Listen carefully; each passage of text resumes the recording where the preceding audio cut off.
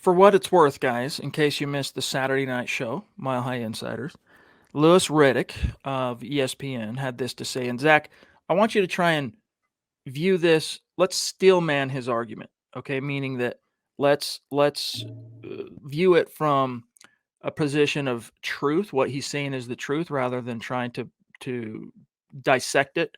And then on the other end of that, we'll reverse engineer and see if it's a strong argument. He says, "quote Drew Lock has shown that he's not a guy that right now can compete with Patrick Mahomes. He is not a guy who can compete with Justin Herbert.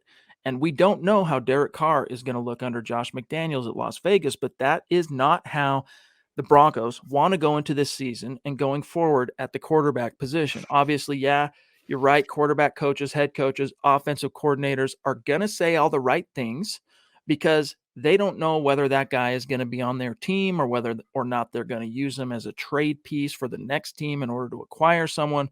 So he is going to say all the positive things, talking about Justin Outen and then, of course, Clint Kubiak. We haven't heard anything really from Hackett on Drew Lock.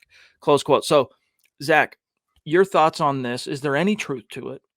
And let's try and dive into this just a little bit. It's hard to be objective when the quote in front of me is not objective. It's the furthest thing from that. There's so much bias, and you can feel it seething off those words.